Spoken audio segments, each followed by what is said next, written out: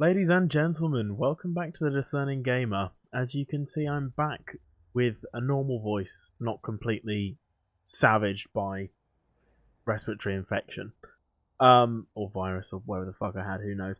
Anyway, I'm here with some Dawn of War 3, a game I recently played that I'm going to live commentate the replay of, so excuse me if I'm umming and ahhing and stuttering, I'm still getting used to this. Anyway, why I wanted to bring this replay to attention was that I don't want to be a specific specialist player with one particular race, but I want to learn them all well, and I started with Space Marines, and I struggled with Space Marines in the early game initially, particularly against Orcs, where I found that they could get 3 or 4 squads of boys together, they could rush in and use a War to buff them all up and knock down my forward positions on the map and push me off, basically. And I really struggled to deal with that. I know at the minute that the developers have said that tactical squads are underpowered and that they're going to be getting a boost.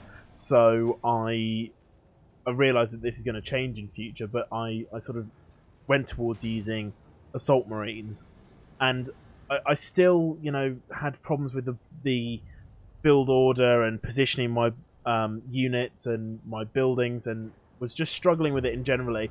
And I've kept kind of trying different things, tweaking the build order to get to where I wanted to be with it being safe and stable and able to consistently beat an Orc. And I think here is where I pretty much managed to get to the point where I've got a solid build order and set of kind of guidelines or rules to apply to this build order that helps me win pretty consistently against Orcs who play aggressively in the early game.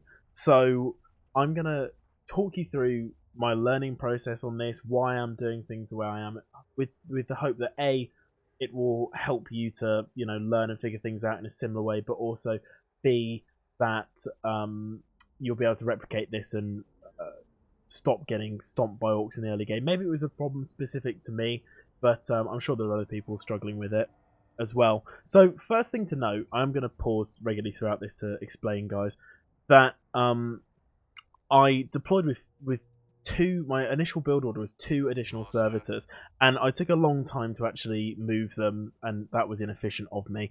But the reason I did that was to give me the capping power to be able to get to the top and bottom of the map and scout, prod there, capture any points that were forthcoming, whilst my initial servitor gets forward and builds the chapel barracks.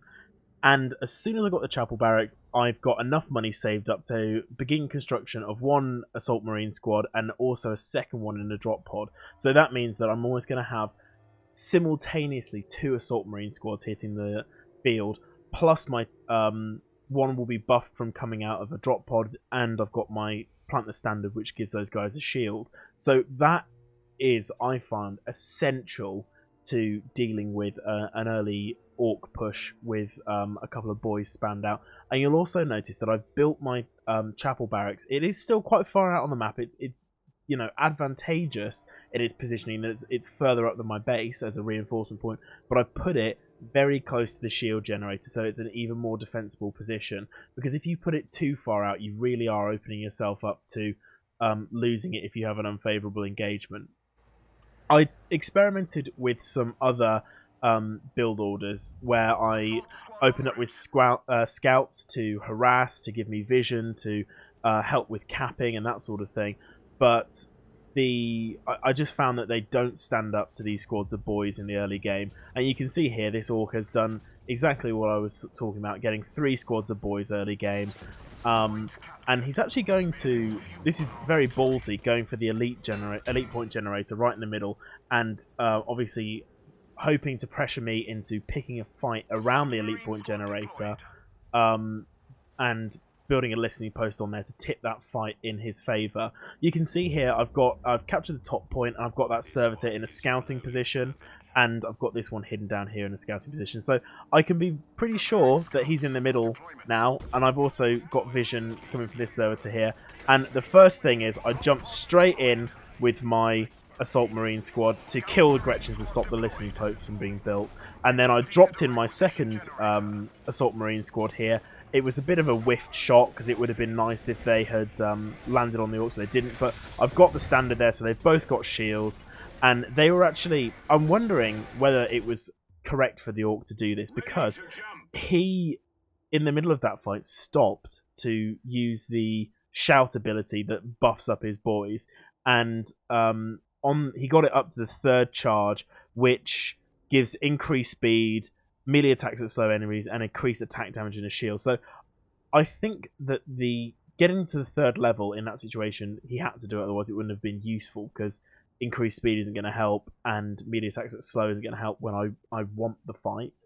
But I think the damage he took while he was waiting for that to actually occur has probably sealed the fate of this fight for him already. You can see I've also been conscientious to get my scouts out.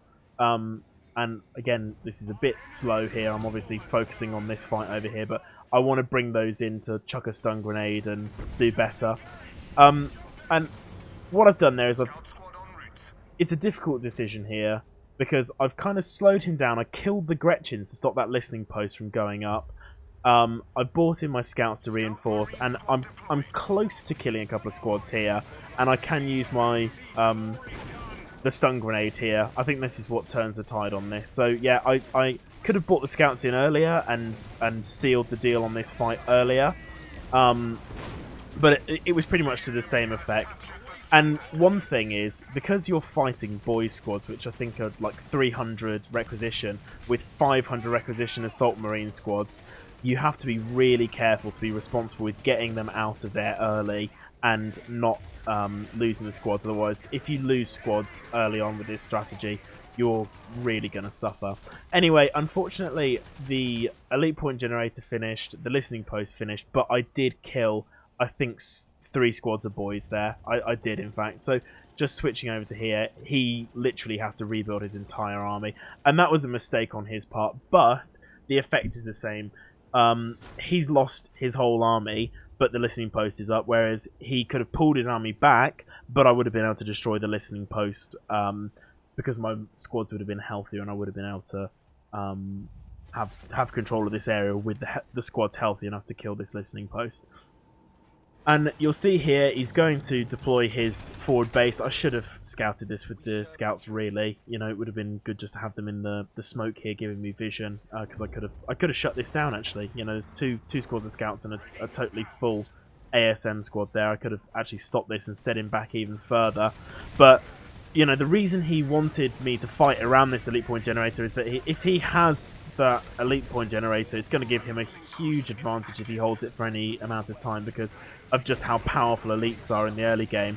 But here was a pretty good bit of micro on my part. I was able to hold up the boy squad with the scouts while the ASMs dealt with this elite point generator, and pretty much, I would say, for the amount of money that it costs, which is a lot. Let's just check how much that is. In fact, it's £56 and 160 rec. For the amount that costs, the benefit that he got from it is negligible. I mean, if you look, he's got 21 seconds till his third elite point, and I have 63. So he got 40 seconds of elite time on me, which, you know, I don't think is personally worth it for the money that he's invested there and all the stuff that he's lost going there. So you can see here he's falling back on the other strategy, which is, you know, get your boys up early on, get your war tower up, use the war to push me, and I'm playing relatively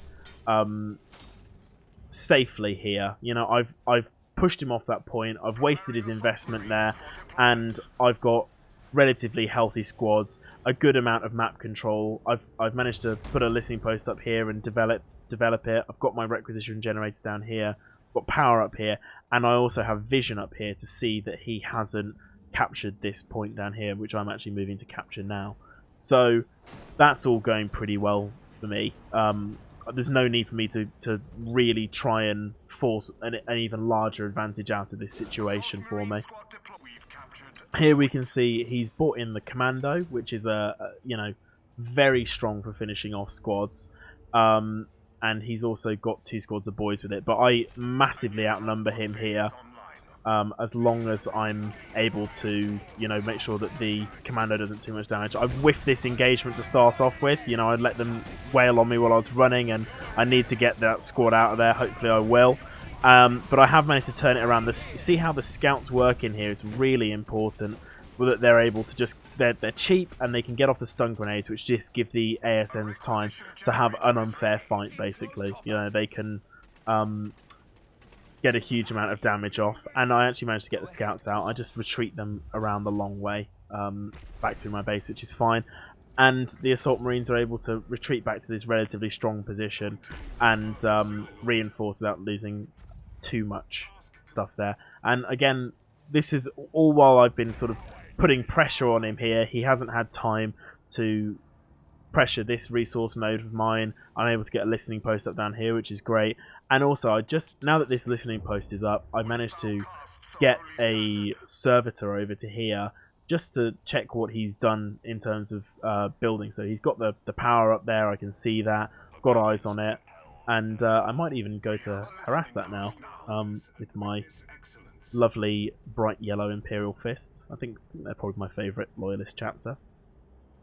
So yeah, you can see here, while he's just discovered this listening post down here, he's thinking, oh bloody hell, he's got more of the map than I reckoned, and he's kind of sitting in the middle here, reeling from my last attack, and just happy to have this area here. And because of the mobility that the assault marines afford you with their jump packs, I can get in here and tear this down really quickly. I mean, look how quickly unprotected generators drop to assault marines.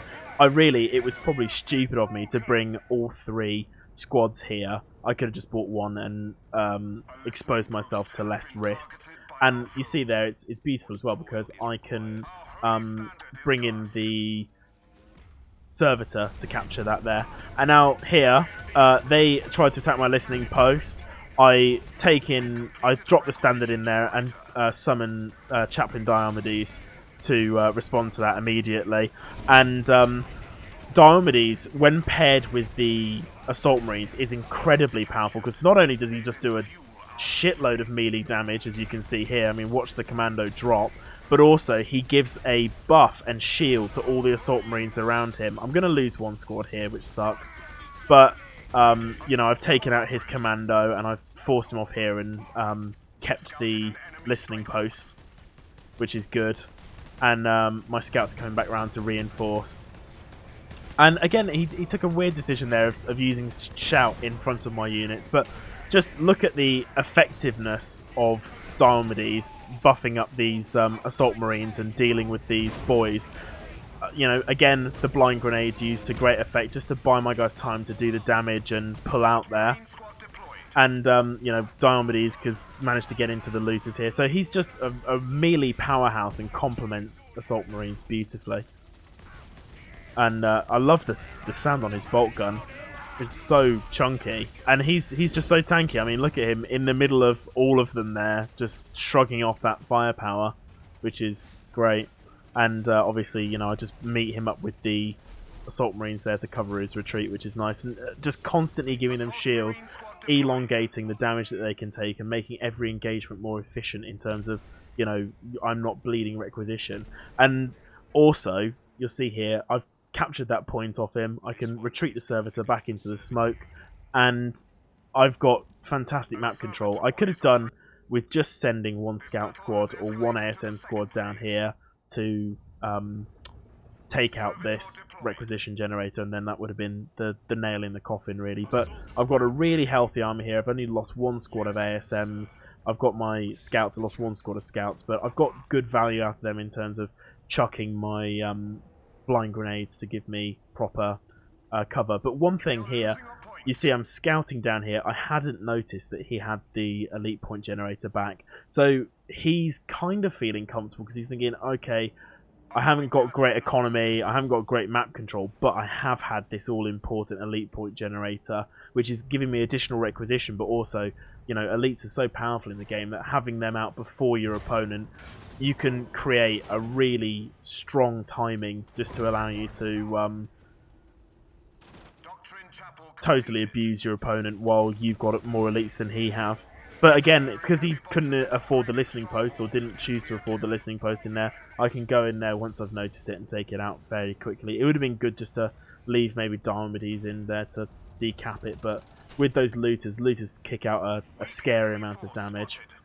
I'm growing some Devastators now to complement my thing, and I'm approaching Tech 2. I'm not really sure about the timings of when it's best to tech up your structures, or tech up your base, so that's still something that I'm kind of figuring out, but it seems to work pretty well here, because he's obviously investing... I feel like he's investing similar amounts at a similar time, so I'm not worried about him suddenly coming in with a load of high-tech units that are going to surprise me. And I think I'm probably able to sneak ahead of him in the resource war at this point.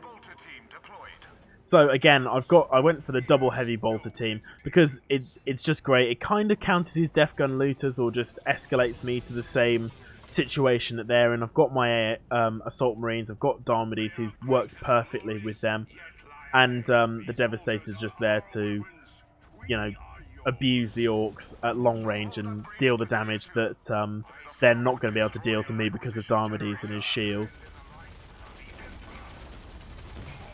So we've got an engagement up on this plateau here, and I'll just pause it to note that this is kind of new territory for me against a reasonably competent orc player, because normally I was just getting crushed in the early game by them using a war banner and charging onto my units, whereas now I'm kind of into the middle game. We're, you know, roughly on even footing. I've taken an advantage, but you know, he's got units out, he's got a decent sized army, he's got an elite, and he's also managed to hold on to this elite point generator for a while. So although I'd say I'm ahead, he's not in an unrecoverable position. So this kind of mid game, I think it's where I feel more comfortable, but this was a great little bit of engagement here, because I was able to hit the Death Gun looters before they were able to cover up, set up. My Devastator firing on the orcs, Dharmades is in there doing his job, and the Assault Marines are just, you know, tearing the regular boys to pieces, which is great. And we've also got the a kind of block on the truck to stop it from escaping, which is great. Maybe we can use that to destroy the truck, because Assault Marines do reasonable damage to vehicles if you let them sit there and take it.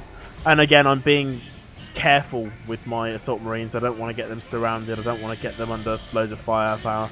They are expensive. They do work well, but you've got to set them up to work well. And I think that was kind of a defensive war. It didn't really have anything to affect. He's just got the one squad of Death Gun looters in the truck. And, I've taken the rest out. And, of course, this whole time, before the engagement, I actually had vision because the scouts are up there. And scouts obviously get more vulnerable the higher into the game you go, the more damage is out on the map and the higher tech units. But when they can't participate as actively in a fight, what they can do is give you vision. And so I think I use them fairly well for that. And of course, having this high ground, having this heavy cover, just means my Devastators can sit up here and whittle away at him, which is perfect. And I probably should have left Dharmades up here to tank for the Devastators if that was necessary, and retreated these Assault Marines to reinforce. But that's sort of what I did here, so that's fine. And obviously, reinforcing that position, I've completely built out power and requisition down here, which is great. And I've also upgraded my income rate up here, which is useful. And here you can see, because I'm at tier 2, I can get my last cannon Devastators out there. I mean, for 420, particularly when you're in like phase 2 and 3, they're a very cost-efficient way to counter, vehicles, buildings, vehicular elites, like the Wraith Lord or the Mad Dread or something like that. So I do like to get a fair number of those out as well. And I've also got my Machine Cult as well, so that I can start to have the option to either get a Dreadnought or get some Land Speeders out or something like that. And again, I'm just being responsible here with the Servitor there for the decap and the Assault Marines there to take out his resources again. And I don't know whether I stay around to try and take out the pile of guns. It would obviously take a lot longer to do than taking out the resource gen, so probably not worth it. But again, I've got this lovely little strong point up here for the blast cannons and the heavy bolters, and that's going to help me push into them here. And I'm just sort of creeping down into him at this point.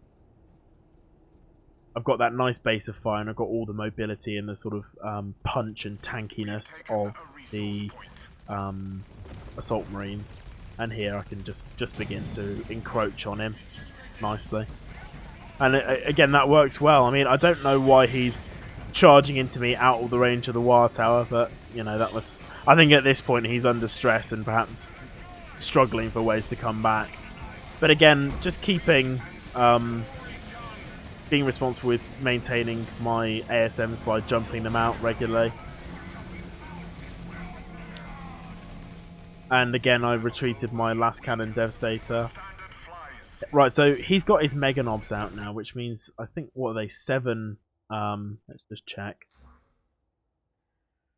How many elite points? I didn't say once you deployed them. I think they're 7. They're definitely within that neighbourhood. And his... No wonder he's got there faster than me, because he called out the Commando, which is a 2-point elite. And I called out Diomedes, which is a 4-point elite. But obviously, being able to get those Mega Knobs out is a big opportunity for him to, you know, swing the fight in his favour. And obviously, again, he's down here with the elite point generator. He's really relying on elites to win this game for him at this point, because that's really the only advantage that he's been able to hold on to. And I'd even say down here, I mean, I've got it scouted, or have I? Let's just resume it. No, so I haven't got it scouted for now. I should have it scouted. Obviously, I sent these guys down here with the intention of having it scouted, but that didn't quite work out for me. However, you know, the Mega Knobs coming out here are of concern. I've got one squad of assault marines here that needs to retreat. But you'll see, it lasts so much longer because Diomedes is there giving it the shield, and obviously the standards there giving the shield as well. And hopefully I will retreat him. Doesn't look like I'm going to, which is probably going to be a mistake. But yes, so I've got the Dreadnought readying for drop, which is useful, and the Land Speeder. And so I think that's my response to these Mega Knobs. And Dreadnoughts are an absolute beast. Bit of miss micro here. Oh man, in fact, absolutely horrific miss micro. In that Diomedes is standing there firing his very cool, but you know, not great bolt gun. And I just sent all my assault marines in to die to the Mega Knobs. And I mean, Diomedes still holds up on his own because he's a badass. But that was a real waste. And up here as well, this is a nice little touch. Particularly when you're in the later stages of the game, note to self that the Doctrine Chapel and the Chapel Barracks are only 200 requisition, which is small change when you're in the later escalation phases, or if you've got good map control. So just having it up there in a position where it allows you to reinforce quickly or reinforce in the middle of a fight is a worthwhile investment for sure. So I just built that slightly further up, and I always prefer to build a Doctrine Chapel further up because, you know, I just think later on in the game Devastators are probably the most useful thing to be deploying in large numbers. That might be wrong, but that's just my experience at the moment. So yeah, we're kind of at a stalemate here. I'll just fast forward it along here. I take this next engagement and drop the Dreadnought in the middle of it. And you can see, you know, he's doing an admirable job of disrupting the Mega Knobs, disrupting the looters, and just letting the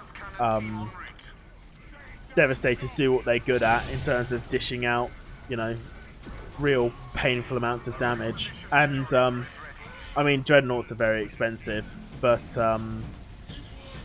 he's held his own pretty well against the Mega Knob here. And if I'd have been able to bring in Diomedes earlier on, he would have had a shield that whole time as well. And actually, because Diomedes could enter slightly later on, they have actually killed the Mega Knobs.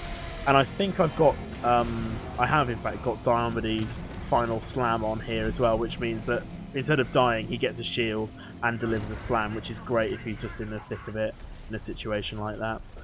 So, I mean, I've pretty much broken his back here, and I also moved in with a Melter land speeder to finally start harassing that down position at the bottom there. So I think we can start to speed it up now, because I mean, you know, if I were to lose in this situation, it would be pretty horrific on my part. I'm bringing out more Dreadnoughts because, you know, he doesn't have a big army, so a Whirlwind's not that much use, and I want something that's going to be able to, you know, tankily deal with the turrets and the shield generator and just push through to the end there.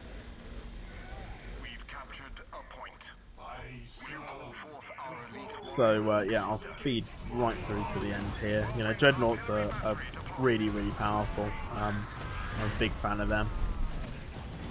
And you can see him just rolling through and doing work here, soaking up plenty of damage. And that's GG. He, you know, Relic have kindly allowed us to end matches when it's obvious we've lost now. So that was GG. So I think just going back over the core tenets of that, obviously in the mid-game it was a more unfamiliar area to me, because I find Space Marines to be really strong once they get their mid-game tech out, once you can diversify and get a mixture of Assault Marines and Devastators and get access to some of your higher tier elites. So the mid-game I didn't struggle so much with, and it is unfamiliar to me, but I think I pulled it off fairly efficiently and just capitalised on all the advantages I got myself in the early game. But to go back to that, avoiding that early game Orc rush is get your chapel barracks out there in a reasonably safe position, in a position where it's going to be useful for you to have out in the field, giving you reinforcements and shorter lines for new units to run from, but put it somewhere that it can be defended. Get that really potent double ASM, one coming out the barracks, one coming out of drop pod, and use that plus the scouting from the additional servitors in the beginning and the capping power from the additional servitors in the beginning. Use that to find out where the enemy is, and then you can either defensively really bloody his nose with the drop pod, the standard, and the double ASM squad coming out, and that should see you through the early game. Then you can add in scouts, use the blind grenades to tip the fight in the favour of your Assault Marines, and just be really cautious of their health because they're so expensive. You know, just make sure to, you know, use a blind grenade, then jump them out. And also don't forget that, you know, you might not be able to take a full frontal fight and take the fight straight to them, but what you can do is use the mobility and the jump pack to allow you to get into their rear lines, slay all their generators, keep them on the back foot, make sure they're not gaining an advantage on you. So that's the core tenets of this. It's worked pretty well for me. I've used it a few more times, but this was a particularly good example that I wanted to cast out. So anyway, guys, I hope you've enjoyed the game. I'm definitely enjoying Dawn of War 3 now it's into release. I'm really interested to see how the game will be patched and updated and balanced, and how the competitive scene will develop. I would like to cast some higher level replays once those are kind of out and more established. So let me know what you think. Let me know if you've got any questions, and do definitely point me in the direction of any replays or players that you'd like to see. I've been a Discerning Gamer. Thanks for watching. Until next time.